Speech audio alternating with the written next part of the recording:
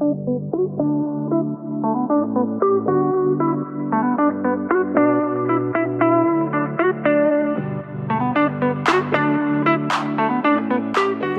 to the Gym and Tonic Podcast. I'm your host, Shanaye from SK Bodyworks. This is a podcast where I share valuable education, insight, and strategies around all things health, fitness, nutrition, weight loss, and mindset, mixed in with some laughs, a whole lot of balance, and a few ums along the way. If you're ready to make your weight loss and fitness goals a reality, you've come to the right place, because through these episodes, I'm going to help you live a healthy but balanced life, lose the weight, and become the best version of you possible. Let's go, girlfriend. Welcome back to the Gym and Tonic Podcast. I am so pumped for today's episode because we have a very special guest joining us today. And this guest is someone who has been an incredible force in the wellness space, especially here in the Hawkesbury community. We have got Bridget Thomas, the owner of City Cave Richmond, joining us today. Welcome to the podcast, Bridget. Thank you. Thank you for having me. My pleasure. I feel like we've been talking about this for like a year now. Literally. But I'm so excited. I'm so excited to have you here. And like I said, you've had such a big impact on, I guess the wellness space here in the Hawkesbury, in just like maybe the last 12 months or so. How long have you guys been open now? Almost 9 months. Oh my God. 9 months. Yeah, 9 months. That goes so fast. That's crazy. And you should be so proud of the impact that you've already made on the Hawkesbury community. In today's episode, we're really going to talk into Bridget's story, I guess ultimately what led her into opening a City Cave in Richmond. We're going to talk about float therapy, essentially what it is and how it's being used for those with things like burnout, stress, and trauma. We're going to talk about and touch on just how important self-care really is, as well as looking after our deep health. And just super quickly, for anyone who's maybe listening and tuning into this episode for the first time, if you do want to hear a little bit more about my story and I guess essentially who I am and what I do, you can head back to episode 1, which I share a little bit more about my story. But essentially, I am a fitness, nutrition, and weight loss coach, also currently studying my life coaching diploma to become a life and mindset coach. And I'm not going to go into my story because we're here to talk about Bridget and City Cave's story, but you can head back to episode 1. So let's dive into your incredible story, Bridget. Let's kick things off by telling, I guess, the listeners a little bit about your journey, what led you to opening a City Cave in Richmond, and how you got into the wellness space.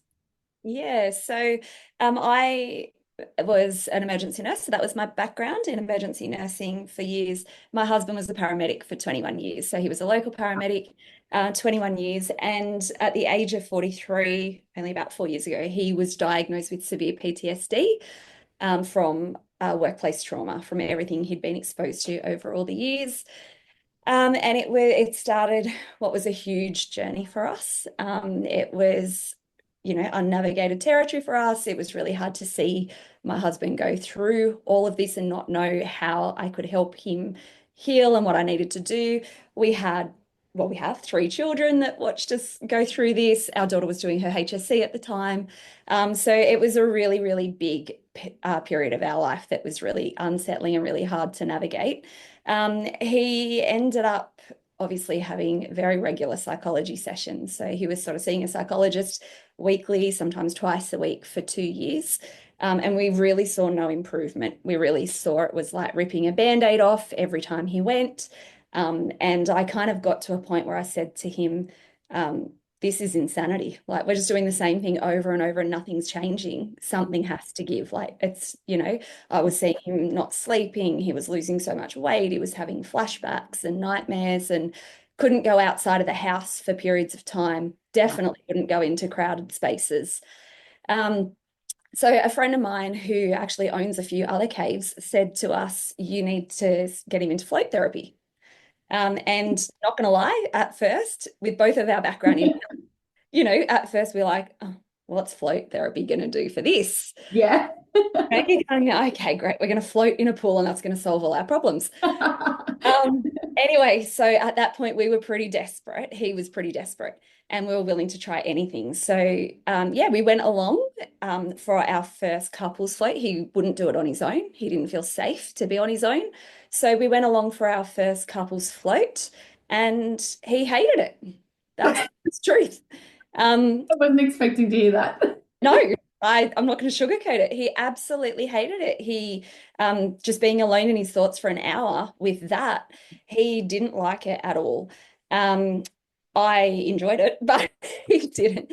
Anyway, I had by then started doing a lot of research into float therapy and clinical psychologists who had been doing a lot of work, and I knew that it had enough there to tell us that this was going to work if you could stick to it. So I kind of said to him, would you just give it 3 months? Like, let's just commit to this for 3 months. If you still hate it and it's not helping after that, let's let it go. Anyway, he did, and he stuck to it quite regularly. And within 3 months, we were absolutely seeing the benefits. He wasn't hating it anymore. He was starting to relax into it. His sleeping started to be regular, which meant, of course, his nervous system started to regulate. He wasn't having flashbacks and nightmares as much anymore. He started to go out a little bit. And at the same time, he then started EMDR therapy. So then he continued on his journey with the two hand in hand.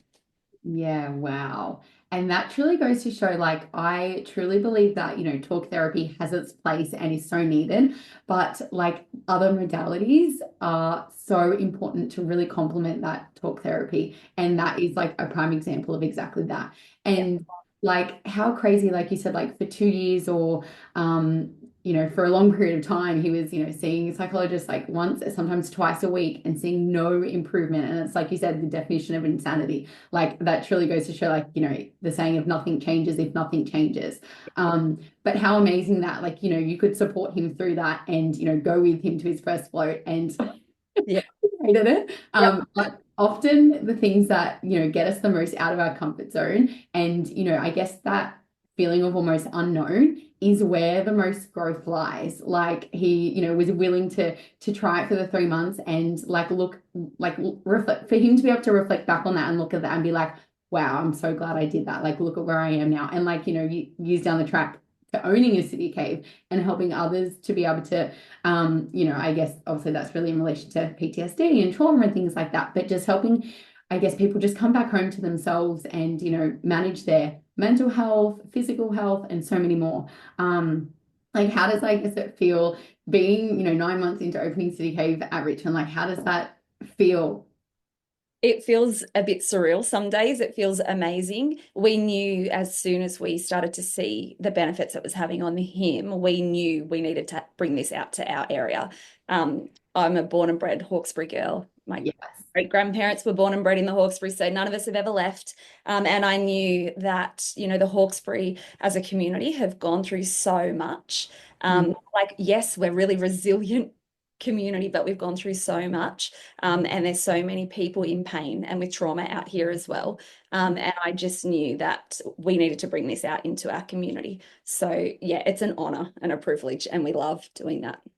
Yeah, I love that. I literally got goosebumps when you said that as well. And it like is so needed because the like closest city cave other than obviously now Richmond, where is the next? Is it There is one at Penrith and Rouse Hill.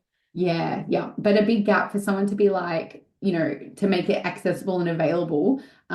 Yeah, Richmond is a perfect spot. And if there's anyone listening to this podcast and they're like, where the hell is the Hawkesbury? Where the hell is Richmond? If you're from like another state or overseas, basically it's like Sydney, but west of Sydney, I guess you could say. Blue Mountains, I like to say. It sounds much.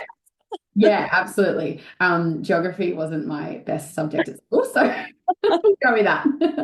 And what's it, I guess, really been like building a wellness business and creating a space that really promotes, self-care, especially in a world that, where burnout is so prevalent, stress is so prevalent. And for anyone listening, you may have already heard my journey with burnout, and how it impacted me, which we'll touch on a little bit later in today's episode very briefly. But how does it feel, or how has it been building a business that really promotes this kind of space for people to be able to take that time out and look after themselves, I guess? Yeah, I think for us out here in the Hawkesbury, but I think just in general, the challenge is always at the start, getting people to see this isn't just a place where you can go and, it's not just a place that you can visit for a special occasion, or of course you can do that. Yes. It really is a lifestyle. Our healing journey and our wellness and our self-care is a lifestyle. It's something that we have to work towards every day.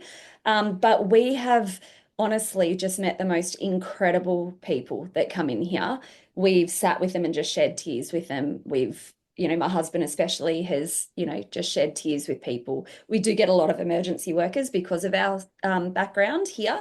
Yeah. And just to be able to sit with them in their pain and just hear them, and knowing we can't do anything to, take that away, but we are here to support them, is amazing. And we're seeing such a huge shift from being, predominantly female clientele base, to, I would say, almost half now. So men and women that are coming. And even that for me just brings such joy, because the men are finally starting to catch up that, this isn't going to work for you. If you don't stop and start to look after yourself, take off the big brave, I'm a man, I don't need self-care, and just stop, because it's not going to work for you, and you're not going to be, the best partner or husband or father if you don't look after yourself. So yeah, it's an honor. We love it. We love that we can just be a space of where people can just come, even just for a little bit, and just forget about what's happening out there in the world. And we always say that, we're like, shut that front door.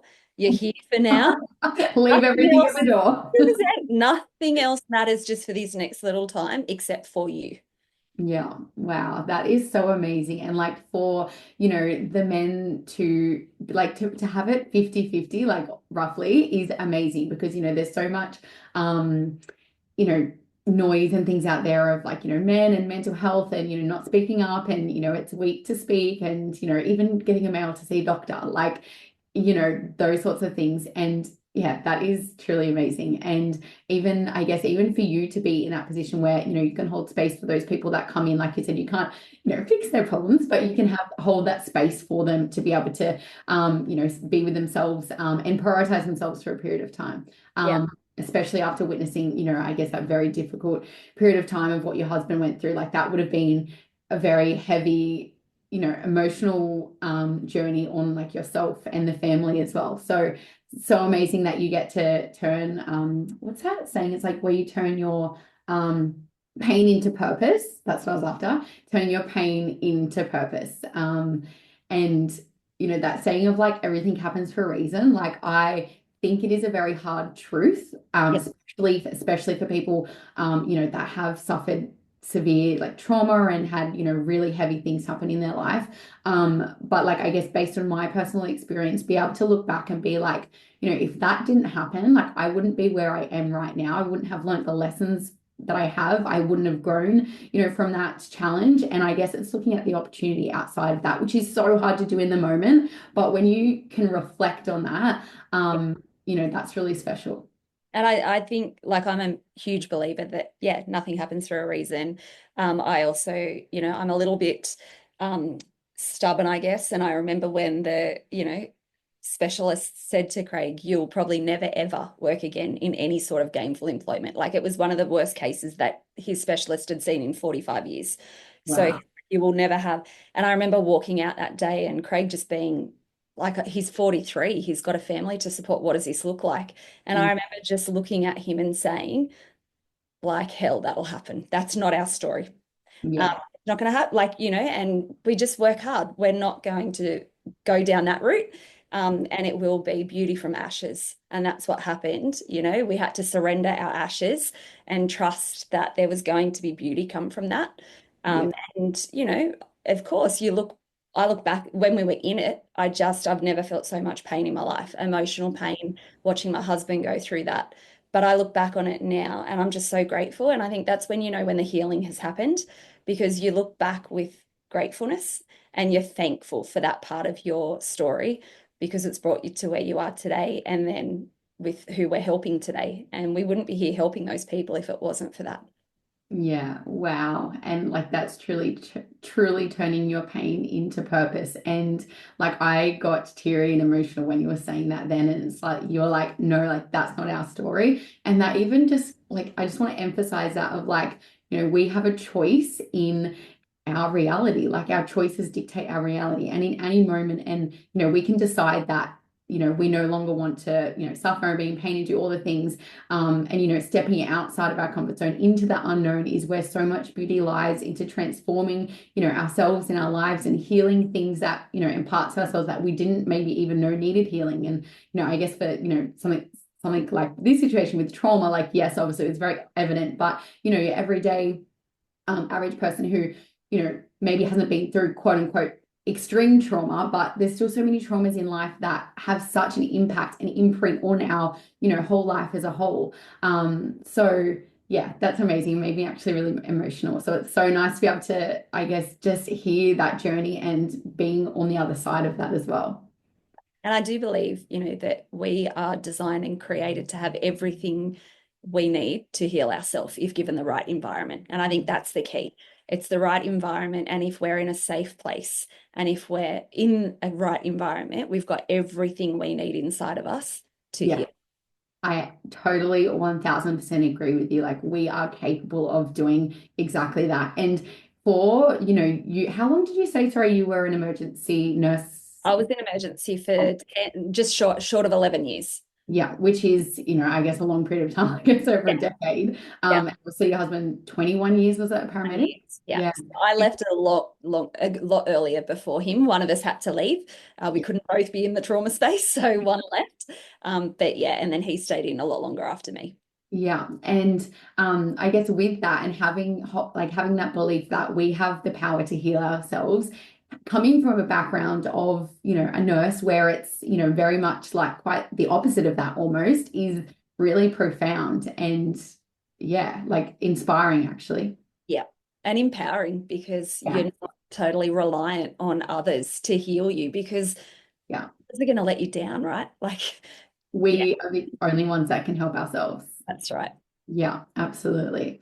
And for anyone listening who I guess might be unfamiliar, can you explain a little bit more, I guess, before we dive into sort of float therapy? Can you explain, I guess, what City Cave offers and I guess how it's sort of unique in the wellness space? Yeah. So City Cave was founded in 2016 by Tim and Jeremy. Amazing guys. They were just builders who were basically looking at a world in turmoil. People were so burnt out, they were so stressed, and they just needed a break. They just needed to stop. So they opened up their first City Cave in the Gold Coast. It is now the fastest growing health and wellness space in the Southern Hemisphere.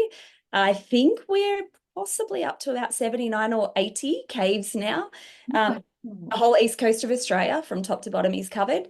And we've opened up now in Florida and Texas. And there's a lot more that are about to expand over in the US.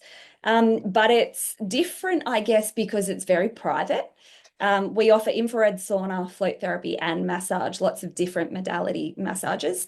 But it's a very private experience. So you're not in a sauna with 10 other people. You're kind of, not uh, yeah, it's just a very private experience. And that's what makes it so unique, I guess. Our open float pools are quite unique. So floating's been around for 50 years. And people would know float therapy maybe of being in a pod where you'd get in a pod and close the lid down. But with City Cave, they realized that the people who need floating the most, who are burnt out and stressed and anxious, they're not getting in a pod. Um, Yeah. or they may struggle to get in a pod. So they pioneered the first open float pools, which is what we've got here at City Cave.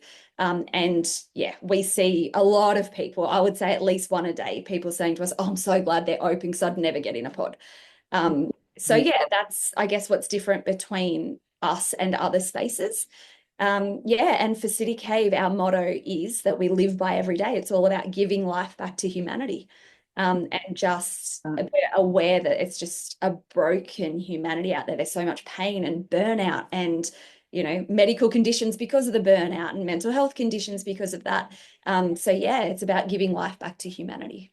Yeah, that's so empowering. And like I didn't actually realize that it was around for so long, like 50 Yeah, years. Wow.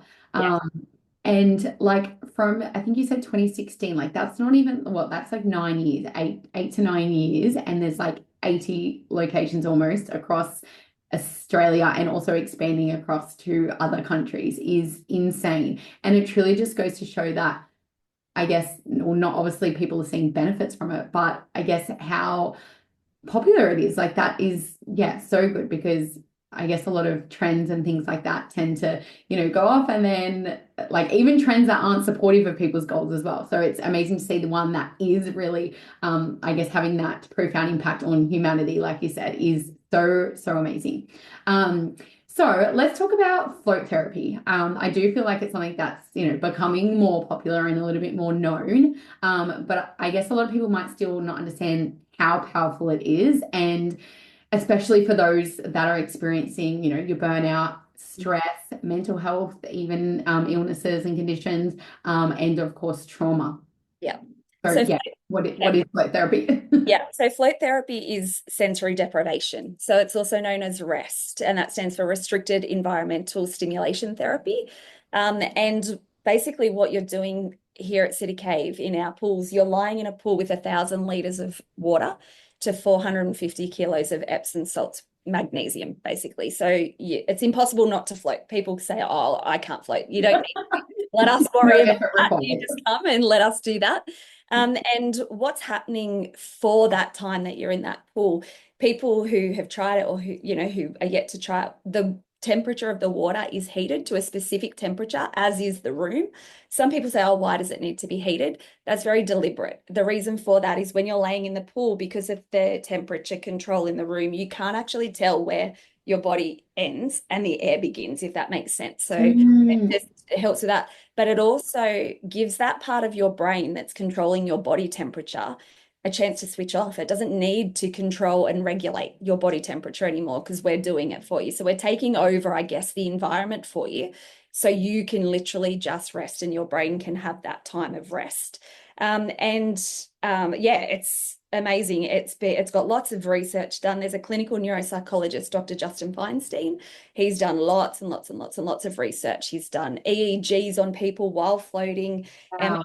MRIs, lots and lots of different tests on people. And the studies are showing that it provides benefits like muscle relaxation, but better sleep as well, decrease in pain, stress, anxiety, blood pressure. It lowers your cortisol, which is your stress hormone, which we know is the cause of most of our issues in our Problems. which in turn obviously calms down our nervous system. So it helps take us from fight flight to rest and digest. Yeah. Yeah, and some doctors have even done studies and shown that an hour of float therapy is equivalent to 4 hours of sleep. So Mm, people with PTSD and trauma and everything who aren't sleeping, they can come in and have a float and it's like getting that sleep. So it's doing everything that a good sleep would be doing in helping to lower your cortisol and switching off your brain and getting those brain waves down. But it's doing that in the pool for you. So saying that, we know that not everyone can come in and, do it straight off like that. So we tailor make it to what you need here. You can have the option of having the light on or off. There's like a beautiful little blue light that can be on or off for the whole time. You can have a little candle on in there if you like, so it's not completely pitch black. You can have music playing, nice relaxing sounds playing. We've got different tracks that are very deliberately designed for different things. So people who have anxiety would have certain tracks. mm, And yes, so we really tailor make it to that. You can have that the whole time playing. You can have it just for the first 10 minutes and then have silence, or you can have nothing at all and just the exit track. So we kind of like to speak to people, see what they're coming in for. We'll always ask people your why, what's your purpose? Like, why are you here? Because we want to follow you from your first float all the way through. mm. And then we help them, tailor make what they need to that. But yeah, so that's what it is. It's basically rest. It's sensory deprivation. It's giving your brain a chance to stop because we're living in a world where it's constantly filled with everything. Yeah. Um, and, if we can start to switch off your senses, so, you don't have to look around the room because it's pitch black. You don't have to listen to anything. You don't have to feel or regulate your own body temperature. Then, yeah, it just gives that brain a chance to rest and heal and renew itself. Yeah, wow. And that's actually crazy about the temperature that you said as well. Actually, I did know that. That makes Yeah. a lot of sense because I feel like when you're floating, and I'll talk a little bit more, I guess, about my experience with like City Cave and floating later. But it's like, yeah, you almost like, yeah, don't know that you exist, if that makes if Yes. that makes sense. Yeah.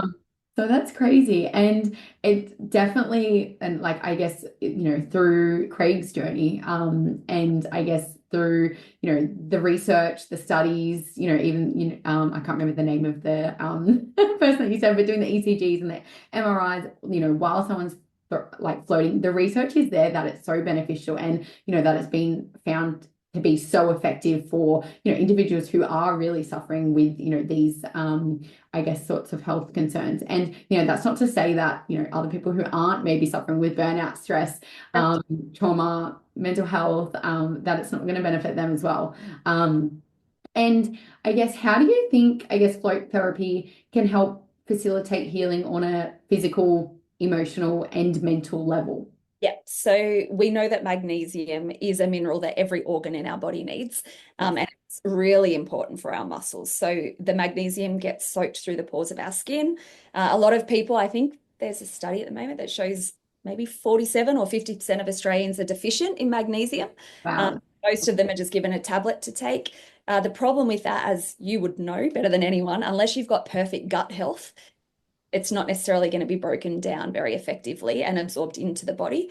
So by lying in a pool full of that, it's getting absorbed through the pores of your skin, which is really important. So we have a lot of people here, and some that are being referred to us by GPs now, who are in chronic pain. So people who have had back pain for 10 years and surgery and nothing else is helping.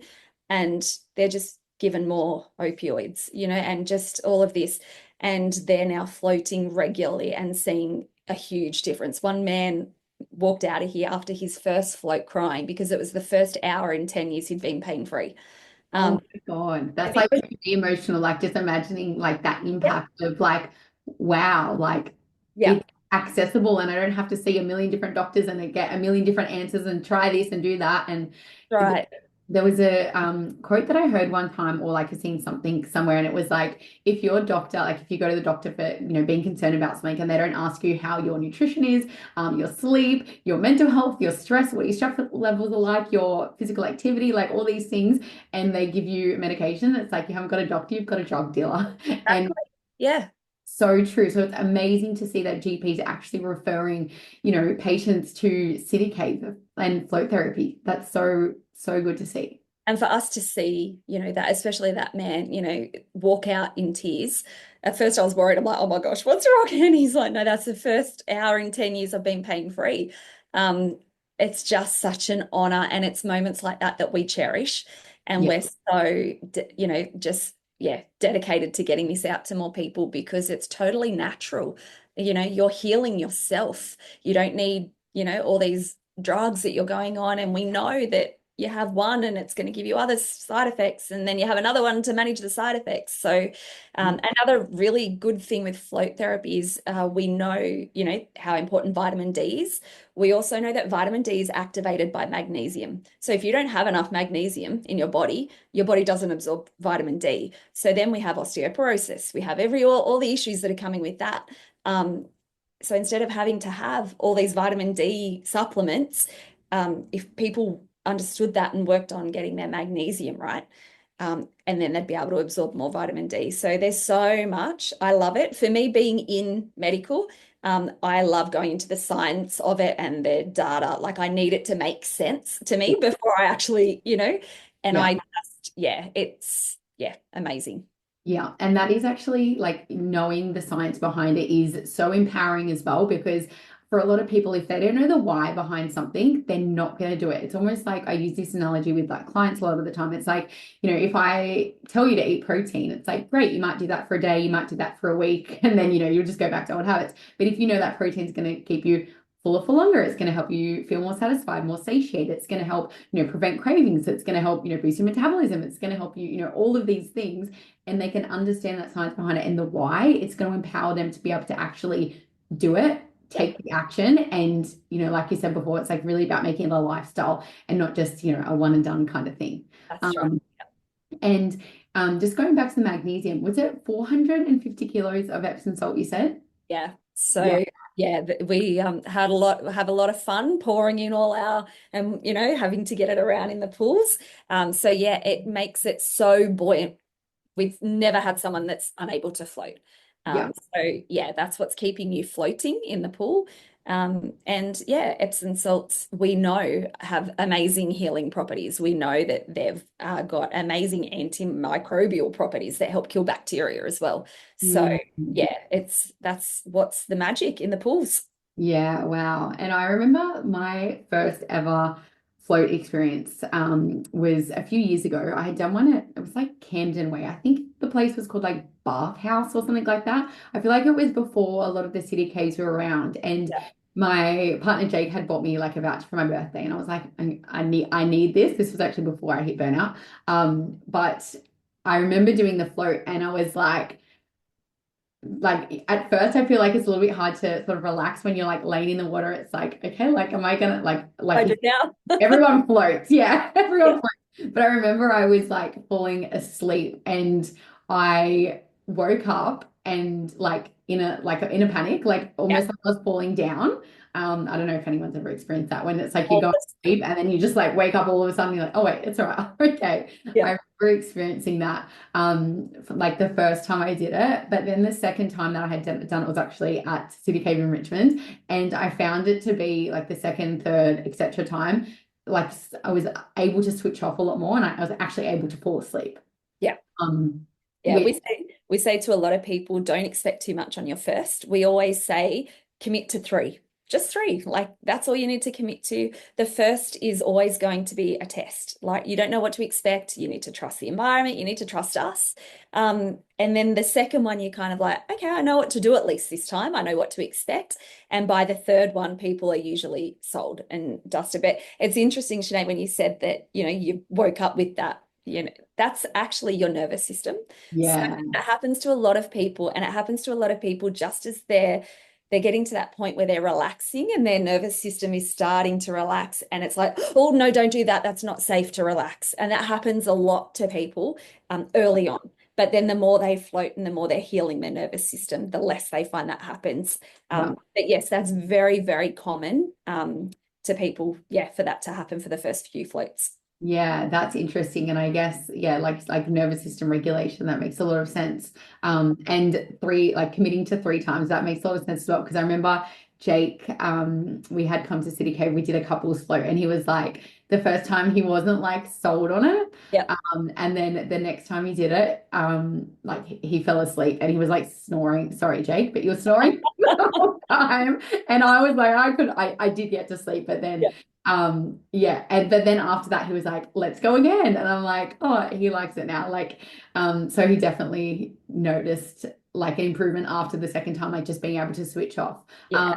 And I guess even with that as well, we've collaborated together as I guess offering it to my clients, and a part of one of my offers, which is called Bodyworks, which is essentially a 6-week personal training offer to help my clients improve their fitness, get their nutrition in check, lose weight, and prioritize themselves so that they can feel, fit, confident, and energized, and really start thriving instead of just surviving. And a part of that offer is a 60-minute float, obviously with City Cave, and a 45-minute infrared sauna.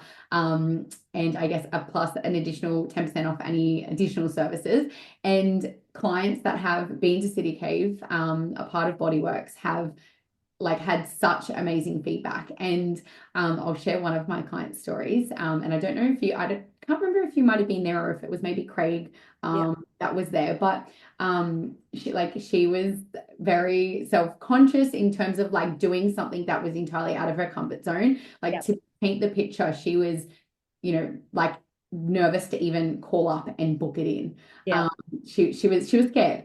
And it was like, yeah, entirely different to something that she'd ever done before. And she'd booked it in, and also I gave her a few words of encouragement and whatnot. And after it, she was like, wow, like she was so amazed. She loved it. She was like, I feel like I'm floating on a cloud. She was like, for the days after, like even at work, she's like, I just feel like I was so much more relaxed. Yeah. And yeah, she's done a few 6-week blocks of Bodyworks, and she's been back a number of times and she's like, it's amazing. So if you haven't tried floating before, this might be your sign to do it. Um, and I guess with, float therapy and in your experience of, 9 months and obviously your journey with, really realizing the science behind float therapy and the impact that had on Craig and, his journey, what kind of, transformations or shifts have you seen in people who are regularly using float therapy for, recovery or healing? Yeah, we've had a lot of amazing stories. So, if you're touching with even a client who had a lot of breathing issues, so a lot of lung issues, and doctors weren't really getting on top of it, but he was really, really struggling. And he started float therapy, and that has helped his lung issues, purely just, by floating regularly. So he does that once a week, and that has helped his lung issues. As I said, people with chronic pain will come and float a lot. And the regular floating mean we've seen people come off all these medications that they've been on for years and years and years. And they've just been able to keep up with their regular floating. We've had people with PTSD, obviously, who we're seeing go through a journey and they're slowly starting to regulate their nervous system. So that's really exciting seeing that. We've also just had people who just need to, actually, a few people with migraines. So people that get chronic migraines because of the magnesium and, being in a weightless environment. So they're using it for migraines. And we get a lot of just your regular shift workers in any sort of field that they're in to help regulate their sleep. So they'll come in after a shift. They get here at 8 o'clock, 9 o'clock in the morning. They'll have a float and then they'll be able to go home and sleep for the day. Whereas otherwise they'd get home, they wouldn't be able to sleep. It'd take 5 hours to wind down and then they're back at work. Yeah. So yeah, seeing lots of people, a lot of people with autoimmune diseases are coming personally, just with my background and my research. Personally, I believe a lot of autoimmune diseases are caused by trauma. Our body remembers everything that happens to us. It's stored at a cellular level. So, it also doesn't help when, with things we put into our body as well. We know that that contributes as well. But I do believe a lot of it is something you can heal yourself, but it's all about working on that root cause, right? So a lot of people with autoimmune diseases that are coming in to try it, they don't necessarily understand the science behind it, but they're kind of trusting me with their journey and trusting me that just try it. Like there's no harm in trying this. To lose. Yeah, and they're finding, that they're healing things as well. Insulin with people with diabetes are noticing their insulin and their sugars start to, between infrared saunas and float, their sugars are starting to level out. So yeah, there's just a lot that we see that you can't deny, that is working for people.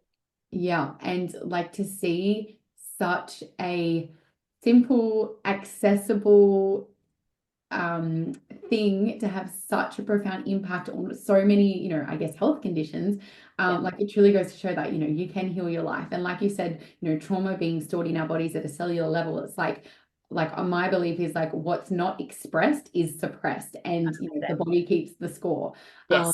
And that's amazing that you've been able to have such an impact on that. And I wonder, even like one day, hopefully it's a mainstream modality to support people with these conditions where doctors are, like maybe like Medicare is involved and, things like that. Like that would be so amazing to see. That would be amazing. Yeah. Yeah, but I guess time will tell. Cool. So is there anything before we sort of move on to talking about like, I guess, the importance of self-care and, deep health? Is there anything else that you wanted to touch on, I guess, in relation to float therapy that we haven't already yet covered? I think we've covered a lot of it. I think it's good. Cool. Move on. Yeah, amazing. And I guess thinking about self-care, I feel like the term self-care is just thrown around a lot. And I feel like a lot of people don't actually understand what self-care and even, I feel like deep health is really closely linked to self-care. But why do you think, first off, that self-care and I guess deep health and, that sort of mind, body, soul approach is so important for overall well-being? I just think, and I've always believed this, that we are made up of a mind, body, soul, spirit. You know, we're not, you can't separate those pieces. It's one, and we can't neglect one and work on another. It needs to be done in conjunction with all of them.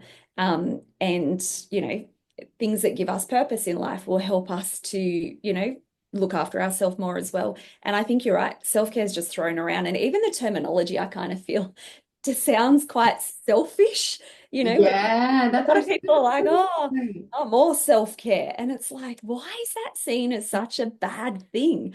And I know even for myself, you know, and especially supporting Craig through burnout, having three children, I put my hand up and say I neglected my self-care completely. I always put myself last. And I wasn't the best person for it. I couldn't show up and be, you know, on game and the best person because I'd neglected that. And I think if I look at that and the root cause of that in me, I think I grew up believing and having those beliefs instilled in me that self-care was selfish. You know, Yeah. like it's just a selfish thing. You should just be giving to others all the time. And where I am now, I'm like, hey, I can only give out of what I've received, right? I need to pour into me first so I Yeah. can pour out into others.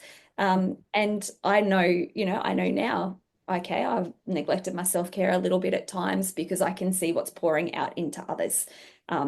So yeah, I don't think any of it can be separated. I think it's so important. Nutrition, exercise, it's one package deal. We can't split this up and work on it separately or just say, oh, I've just got a nutrition problem or I've just got a pain problem or, you know, whatever it is.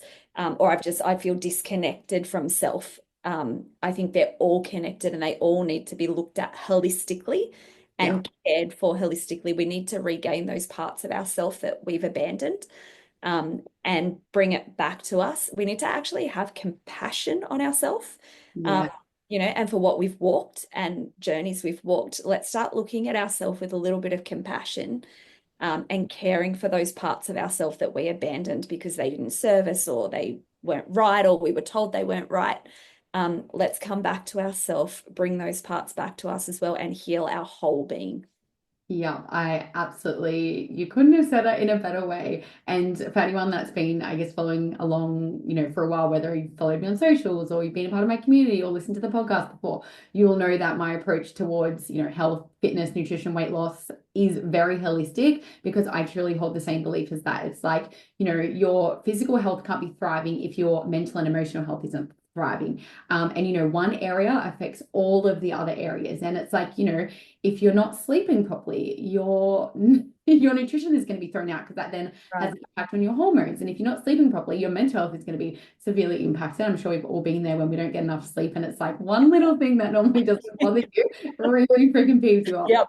Um, and you know, I guess then the ripple on effect that then has in your relationships and your job and like your emotional health, and it just truly goes to show that a holistic health is so important. And I guess even, you know, coming back to the, you know, self-care aspect, I feel like it's, you know, this society has really, I guess, you know, praised this hustle culture to Yeah. be something that, you know, everyone should be doing and you should be working towards this and, you know, doing. But at the end of the day, like we're human beings, not human doings. Like we need to sometimes just be. And I, like I said at the beginning of the episode, I experienced extreme burnout at the end of, I keep going to say last year, but we're in 2025 now.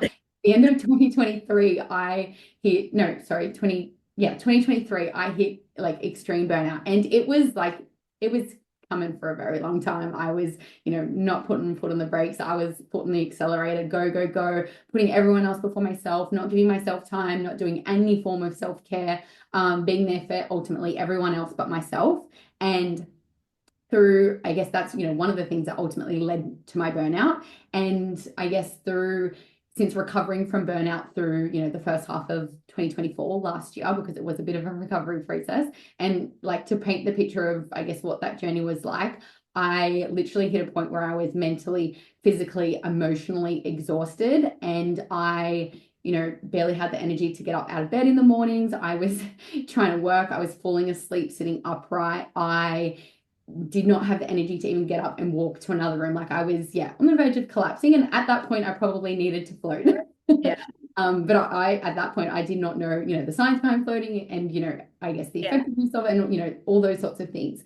And yeah, through recovering from burnout and I guess that journey of, which really set me on a personal transformation journey, self-development, learning more about myself and, healing parts of myself that I didn't know needed healing and, all of those things, I really came to learn just how freaking important self-care is. And by actually implementing it into my life and, not just talking the talk, but actually walking the walk, like it transformed my life on so many levels. And it really made me realize and come to realize that, self-care is giving the world the best of me and not what's left of me. That's right. Yeah. And I learned that the hard way, but it is so true because if we're not giving to ourselves and filling up our cup, we cannot pour into anyone else's cup. We cannot show up as the best mum as possible. We cannot show up as the best, work colleague as possible, sister, brother, mother, all of the titles, friend, partner, wife, husband. We cannot be the best versions of ourselves if we're not giving to ourselves. And like you said, self-care, I've never actually put it in context like that, like selfish, but it definitely makes a lot of sense because I guess it comes back to then, boundaries and having those boundaries for ourselves and really actually understanding and knowing that we are deserving, worthy, like we are worthy of putting ourselves first because that allows us to show up as the best version of ourselves and give more to everyone else around us.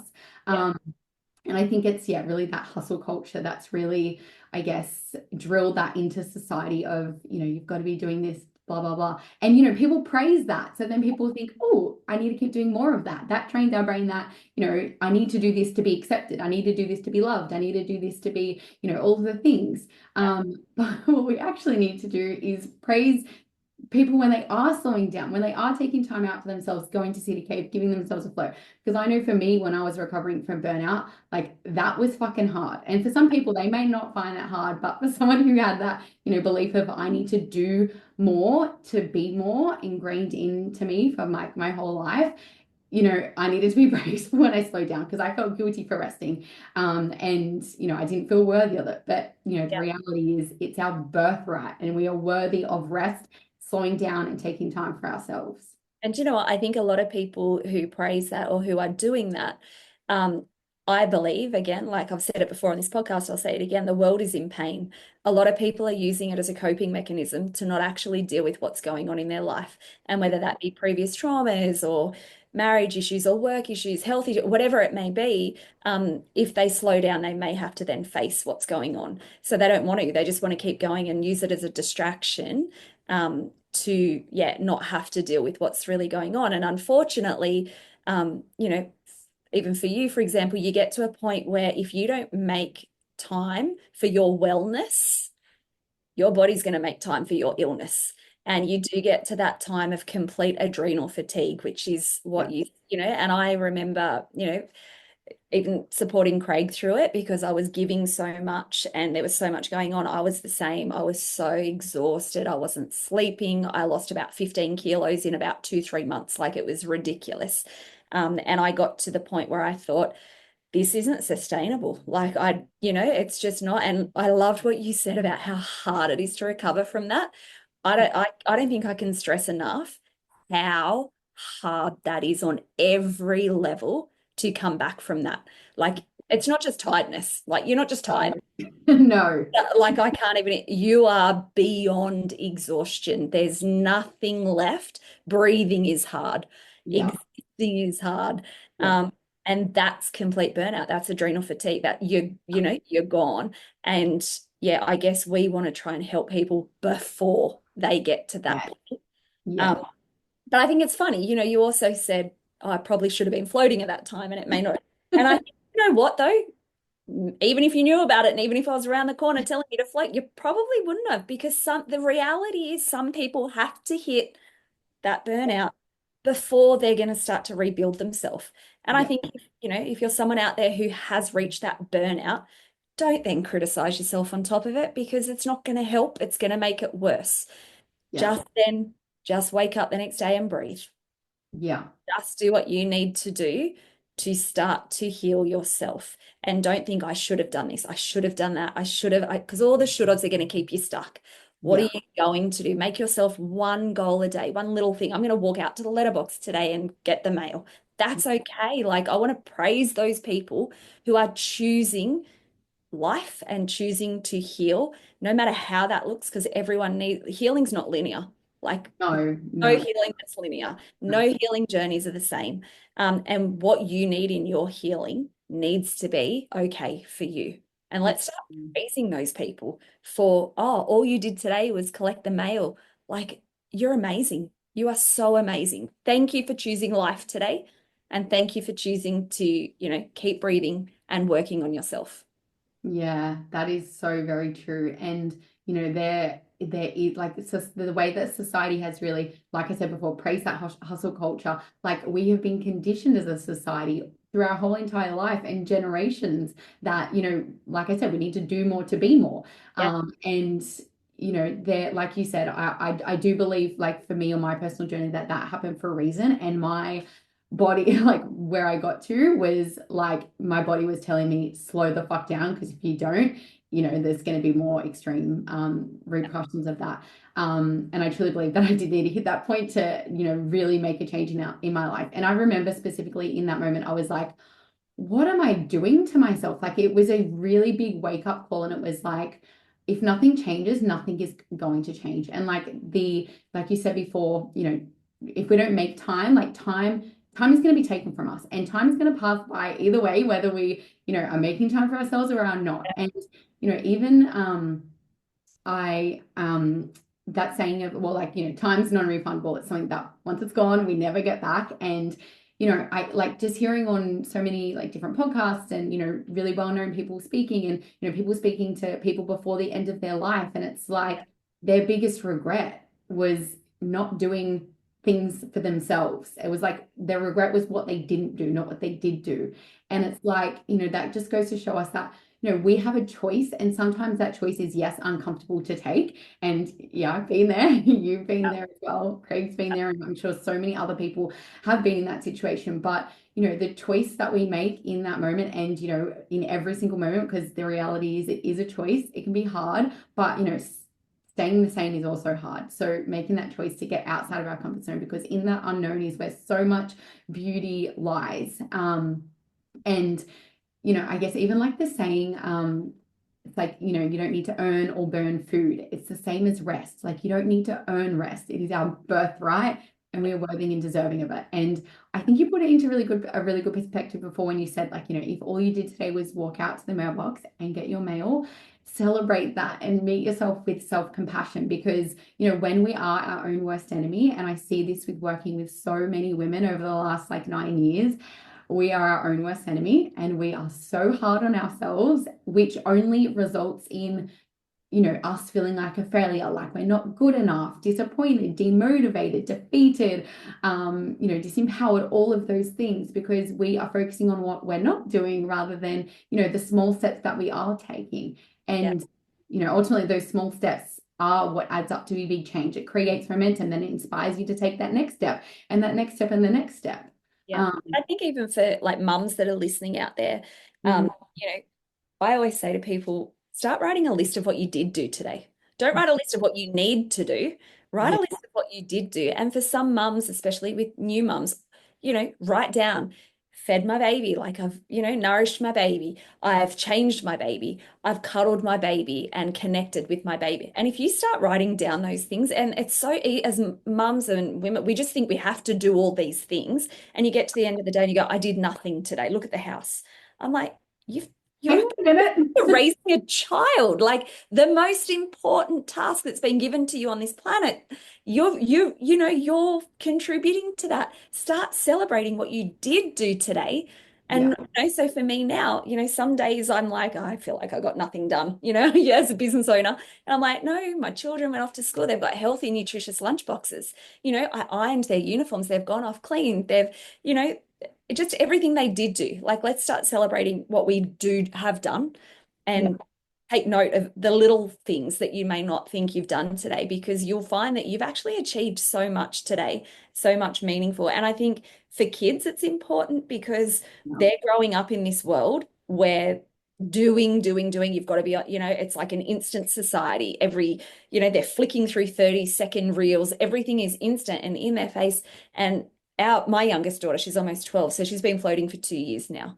And it's been very deliberate because I've wanted her to slow down, because I don't want her growing up in a culture where she thinks she needs to celebrate this constant entitled flicking and doing and having to be busy all the time.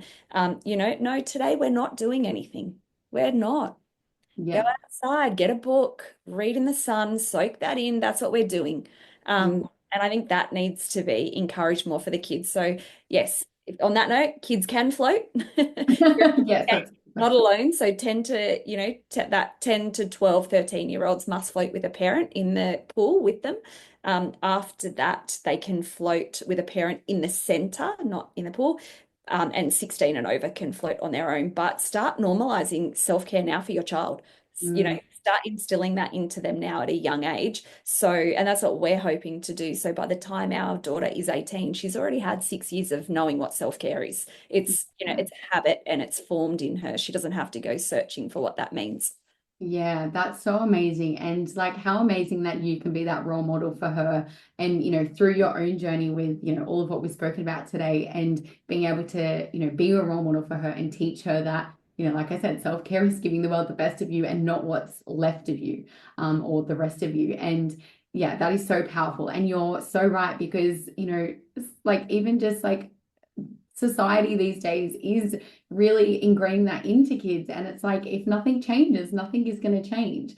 And even just going back to what you said about mums, about meeting themselves with self-compassion, like is so important because we actually have in our brains what's called a reticular activating system. And this is basically a filtration system of our brain. And where our attention goes, our energy flows. So if we're constantly focusing on, oh, I didn't do this today, I didn't do that, the to-do list, I didn't do this, blah, blah, blah, blah, all those things that we didn't do or wasn't good enough. If we continually focus on that, our brain, our reticular activating system is going to find more evidence of what we're not doing, of, proof or evidence of I'm not good enough, supporting that. Whereas if we actually start to train our brains to celebrate those small things that we are doing, and like you said, that the list of what you did do today as opposed to what you didn't do today, can really help us, I guess, make steps towards shifting that mindset around it. And I feel like this example is used a lot, but in terms of, the reticular activating system in our brain, there's an example that's used a lot when, you go to buy a car, for example, and you see, let's just say you're buying a yellow car and that particular model, then you start to see all of these yellow cars in that particular model all over the road. But it's like, no, they were always there before. You just didn't see it. It was just like when, you were just focused on things that you weren't doing. There was all the things that you were doing and that you did do and, all of it, but you just didn't, your energy wasn't going there. So you weren't focused on that and your brain wasn't finding evidence of that. So when you can really start to take those small steps towards changing that and celebrating the things that you are doing, that is when you are going to be able to feel more empowered and inspired and, be able to take that consistent action as well. Yeah, I totally agree. Yeah. And I guess even thinking about like, health, wellness, mental health, healing, weight loss mindset, all of the things, I feel like we've said, it's a really holistic approach. And I feel like so many people are so focused on quick fixes these days that they they are doing something one and done and then they're going back to old habits. But let's talk about it, about really being a lifestyle and a journey, and not a destination. And I guess really look at ourselves in that process and practice that self-care and showing up for ourselves, because that truly allows us to be there for everyone else, including ourselves. Yeah, no, that's right. I even think looking at a baby, a baby isn't born and walking. It goes through stages. It's a destination it gets to, but before it walks, it has to sit, it has to crawl. You have to get through stages to get to the destination. And I think, unfortunately, society today just wants the destination. They just want the end outcome without having to do the journey. But it's on the journey where we're going to find healing, right?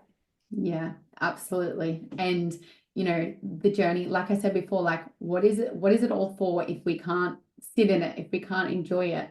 And it's like really learning to enjoy it will allow you to, like, my belief is that enjoyment and balance is a prerequisite to consistency. If we want to be consistent at something, whether it's our self-care journey, whether it's floating, whether it's, nutrition and enjoying a healthy, balanced diet or going to the gym, we need to be able to find, some sort of enjoyment in that and, knowing the why behind it, what's in it for us, to be able to actually be able to consistently follow through at that. And ultimately, enjoy the journey, make it a lifestyle so that you can get to the destination.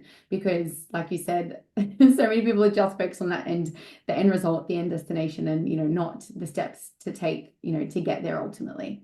Yeah.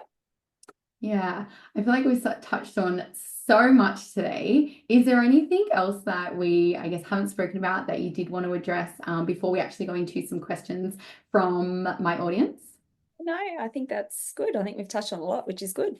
Yeah, definitely. And I feel like it's been a very insightful episode as well. Like I've even learned so much about floating myself as well. So I'm so positive that it's going to have a positive ripple on effect to, the listeners as well. So some questions that I had from my audience around, I guess, float therapy. I think there was one, two, three, four, five, six, seven questions. So we'll run through these. So the first question was, I've never done a float before. What should I expect? Yep. So booking in your first float, it's probably always good. We always say for your first time, give us a call in centre because we can take the time to explain to you on the phone what's involved, where to park, what to bring, all those sort of things. So give us a call, book in your first float. You always arrive 10 to 15 minutes early. We show you a video to walk you through the whole thing. So it's a bit of an education tool. Get you set up, get you comfortable. We always have in our relax spaces City Cave herbal teas, so you can pour yourself a tea. I love the herbal teas. It's so good. I had to throw that in It's there. so good. I think I drink a lot of it. I'm running to the bathroom a lot. Yeah. But yeah, we don't want you rushing in and having to get straight in because it kind of defeats the purpose. So get here early, come through. Don't have high expectations. Like I just say, come with no expectations. I don't know what it's going to be like. I'm just going to give it a go. People who have no expectations usually have the best first experience. Mm. If you're coming in thinking, I've got this, and it needs to be gone in a float, it's not a miracle. It's not going to happen. And then you'll just be disappointed. So come in with no expectations. Just trust us. That we will do, we'll look after you. You're safe here with us. And just go in. We always say to people, your first float is going to be about finding out what works for you and what doesn't. There's so many little things. Did you like the music on? Do you want it off next time? With the lighting, did you wear a halo behind your head to help support you? Do you not want that? So yeah, I guess that's my biggest tip is don't have an expectation. Give us a call to book in your first float if you haven't done it so we can help run you through a few things just to make it a nice, easy experience for you. What I can tell you is you will, whether you could switch off in there or not, that's irrelevant. You will feel something over the next couple of days after you leave. A lot of people talk about things like their skin felt amazing. They were able to emotionally regulate better. Sleep is a huge one. People always say the night of the float, they had a great sleep, but the next night it was like they were out cold. And that's because of all the magnesium and what it's doing to your body. So you don't have to switch off your mind. Don't lay in there going, stop thinking, stop thinking, stop thinking. Yeah. Like, do that. Don't do it. Just trust the process. Yeah, and it's almost like when you're trying to go to bed and you can't go to bed, and the more you focus on that, the like more frustrated and agitated you get. Yeah. And I guess it's almost like, I guess thinking about float therapy, it's like almost meditating for an hour, but not actually meditating, quote unquote. Yeah. So yeah, that's a really good way to put it. Yeah. And actually, I did have one of my clients, one of my other clients had done it through my Bodyworks offer, and the first time she went, she was like, my brain would not shut the fuck up. Just like I just couldn't like quiet my mind. So I'm like, that's totally expected and normal, Yeah. especially living such a fast-paced, busy lifestyle. Like when was the last time that you actually did something for yourself and slowed down? So Yeah. and our brains are wired for, to seek certainty and seek comfort. And if that's not what your usual is, it's going to do everything in its power to keep you safe in terms of what it believes safe to be. Yeah. And we always say Joe Rogan, he's a huge float fan. So he has been floating for years and years in his studio. He has his own float tank, but he always just talks about just focus on the breathing. Like, Yeah. and he'll tell you after years, his mind will start to wander. Oh, I didn't do that email. I didn't do that. And he just brings himself back, and just goes, no, just focus on the breathing. So that's what we say to people, just focus on your breathing and let whatever happen, it's going to happen. So just let it go and just focus on the breathing. And most of the time, once they start to do that, they'll fall asleep. Yeah, absolutely. And like even I guess breathing and when I was burnt out, I was not breathing properly at all, which is, also why my nervous system was not regulated and it was dominant in my fight or flight response. But when I had learned to come back to my breath, like it allows us to be so much more present. And I guess that's even people meditating for the first time, it's like, your mind is going to wander. It's not just going to stay in one place silent forever. Like it's not designed to do that. But the more that you train it, the more that you do it, the easier that it's going to be able to, I guess, get to that point ultimately. Yeah, that's right. So next question, what is the main difference between an infrared sauna and a hot rock sauna and what's better? Yeah. It's really, I've always wondered this. Yeah, so a hot sauna, usually they're between 70 and 120 degrees Celsius. And what happens with a hot sauna is the air around you gets heated up. So that air around you, so it heats up the environment that then causes you to sweat and to detox, and it can help with weight loss and detox, which is what we know. And it's a real wet heat. So Yeah. you'll know if you've ever been in one, it feels like a wet heat, which some people with breathing problems or claustrophobia or that they can't be in one because they feel like they're breathing through a wet rag.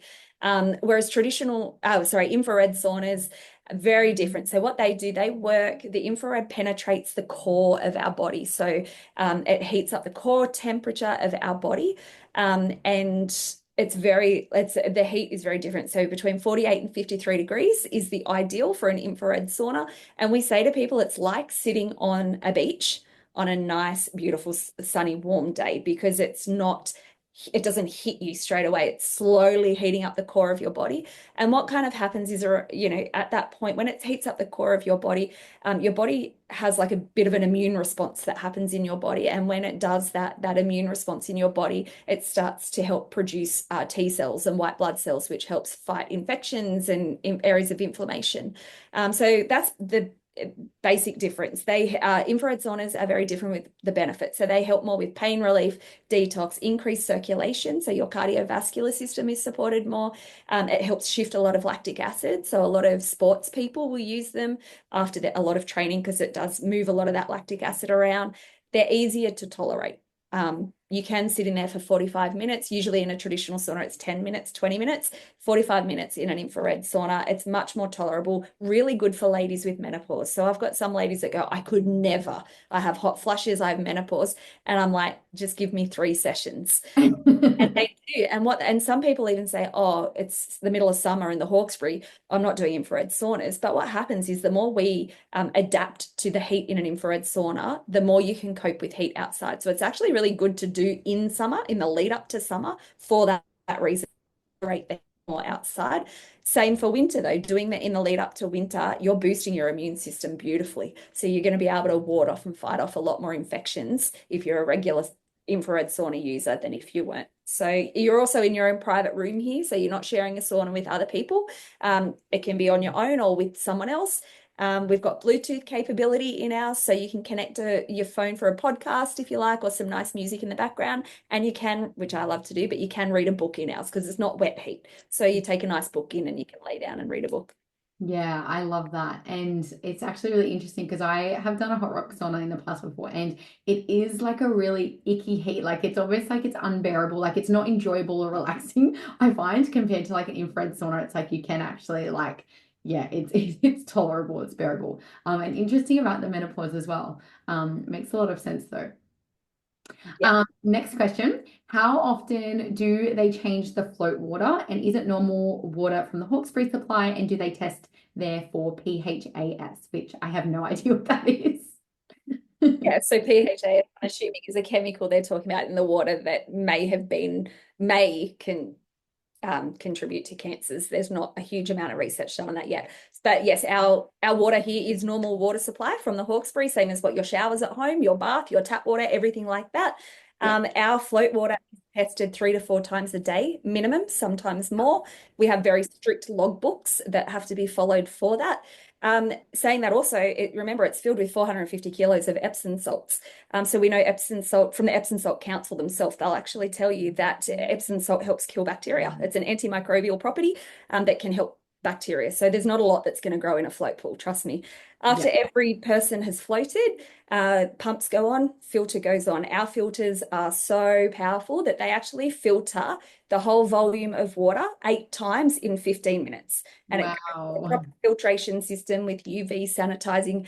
Another little little thing is the beautiful blue light that is known to City Cave in our float pools, which is a beautiful blue light, but it's actually UV, so it's a sanitizing light as well. Interesting. Yeah, so that's what that is. They are very clean. We also have external auditing agents that will turn up and they just take our water and they go and test it as well. And obviously, if we were not to be meeting the right standards or anything, then we'd be in trouble and our pools would be shut down. So they are very clean. In between each float, our float attendants and cave divers are in there cleaning as well. We disinfect the whole area around. We disinfect the shower. And yeah, so they are very clean. They're probably more cleaner than your bath water at home. Yeah, it definitely sounds that way. And even like I've wondered, like when I've gone in there before, I'm like, there's like obviously you have to have a shower before it and after it. And I'm like, it's like spotless in here. Like the last like there must be so much cleaning, but yeah, I guess it's required. So yeah. Next question we had, not really relevant whatsoever to float, but we're going to go over it anyways. Someone asked, my new favorite question to ask people, what is the best compliment someone can give you? Anything that comes to mind? That someone could give me. I think off the back of this podcast, maybe then something someone could say to me that would be the best would say, thank you for healing yourself so you can help heal others. Yeah, I love that. And I was actually going to say something similar to that off the back of this podcast as well. Like, giving someone a compliment when they are doing something for themselves and showing up for themselves, prioritizing themselves, self-care, going to do a flow when, that's not their usual. So yeah, maybe it was a relevant question. Yeah. Second last question, how often should I be floating to get full benefits? So we say for new floaters, always float 3 times in a short period of time. So we recommend 3 times in 6 to 8 weeks. So don't leave it more than 2.5, 3 weeks in between each float. Once you've done those 3, you at least get to sort of see, how it's going for you and what you need after that. We have a lot of people here on weekly float memberships, so they're in here every week. We have people on monthly memberships who are here every month. We also have people that come bi-weekly. So it really is dependent, but we always say for your first, you need to do 3 in quick succession. We also say really every 2 to 3 weeks is ideal to get the best out of it. It's a bit like riding a bike. We say to people, if you only ride a bike once a year, the next time you get on, you're going to have to remember how to pedal again and control the thing. And so you can't expect to have a float, come in 5 months later and fall asleep and relax, because it's like learning all over again. So yes, definitely for new people, we do an intro pack anyway, and that's very deliberate for that. It's a 3-pack, and that's what we try to say to people, do 3 in 6 to 8 weeks, and then let's have a chat after that to discuss, what we can help you with going forward after that. But ideally, yes, at least once a month, if not 2 to 3 weeks. Yeah, really interesting. And I guess it makes sense as well. It's like people asking, like, how often should I go to the gym to get full benefits? It's like, if you go once a year, you're not going to really notice like a whole change in your life. And it comes back to, consistency. I tried that with Pilates. I tried to go once, but I did nothing. So funny. And that's like quick fix again. That's right. And the last question we had was, is it best to fall asleep while floating? The 2 times I have floated, I haven't been able to relax enough to fall asleep. I feel like we kind of answered that in today's. Yeah. So again, have no expectations. Some people come in and will be asleep within seconds and they're out cold for the whole time. Some people, even people who float weekly, will have different floats. One day they'll sleep, another time they won't. Have no expectations. Whatever will happen in there will happen in there.